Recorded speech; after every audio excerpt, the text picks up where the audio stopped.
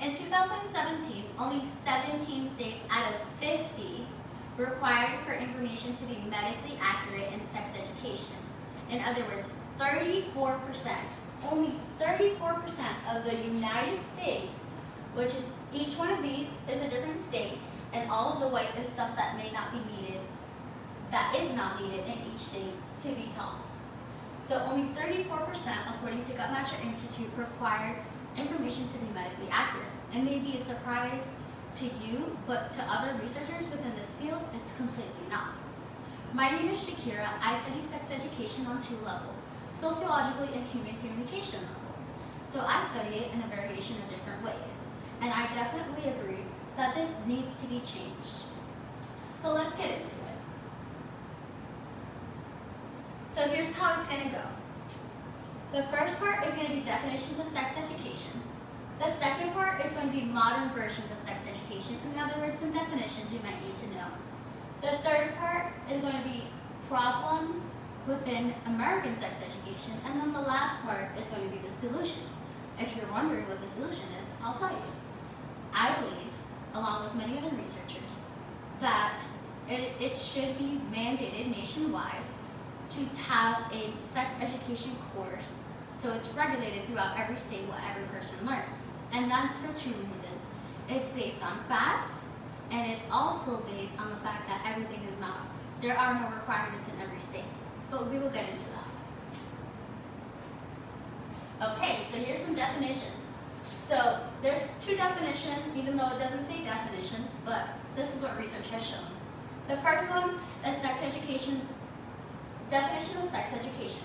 Helping people gain the information, skills, and motivation to make healthy decisions about sex and sexuality. That's from Planned Parenthood in 2019.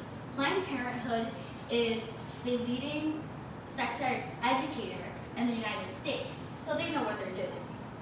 The second one is from a researcher named Wright in 2018, and he believes the modern definition of sex education is based on societal norms, which every society is very different. And it'll be based on your society and your culture, depending on both or one. So those are the before. Sex education is about sexuality and safe sex, and now it's about societal norms. Can you see the difference? What's the problem? So the problem is 2 things, requirements and facts. So the requirements, as you saw in the chart, there's a variation of different requirements prior that every state may have. So one of them that I did point out was 34% of teachers had to provide medically accurate information.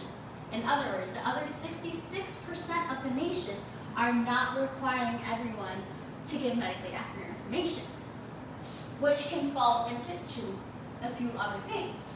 Abstinence only versus comprehensive. Abstinence only means that you are basing it on things like you tell students that you don't want them to have sex.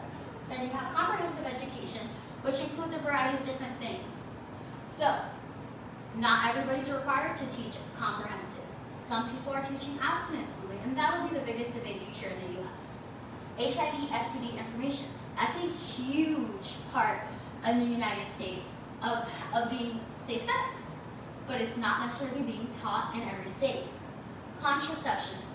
Contraception is very important because it keeps you safe. And as Planned Parenthood said before, it's all about safety.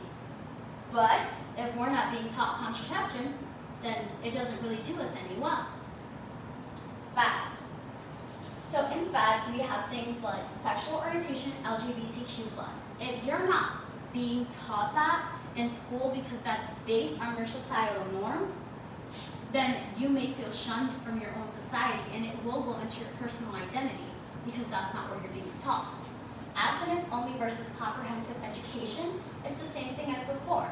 But basically, abstinence only versus comprehensive can get so much more in depth because it's based on religion, cultural societies, what your culture approves of at the moment, and so many other things. Curran, a researcher in sociology, said, regardless of whether curricula are abstinence-based or comprehensive, they all fail to teach equitable, empowering different versions of gender and sexuality, which is the goal of sex education. Personal activity. Okay, so get with someone from a different area as you, different socioeconomic status as you, and compare what you were taught, what they were taught, and then what's some similarities and differences between you two. And that'll give you a really good idea. And then the solution, make sex education compulsory, in other words, mandated. It's very important that we make this a nationwide mandate as said prior. What can I do? Write to your local schools, your state legislators, other state legislators, and also support Planned Parenthood, which is the #1 for the United States in sex education. If you have any questions, my email is listed right there. You're more than welcome to take a picture. And then the last quote that I really love from Zimmerman in 2015 is that schools are central for deliberating the values we wish to transmit to our young. But on the subject of sex, we disagree too fundamentally to arrive at anything like a consensus about what adolescents should learn, know, and become. Who are we to decide what the next generation will be? And their goals are excited, and that's all.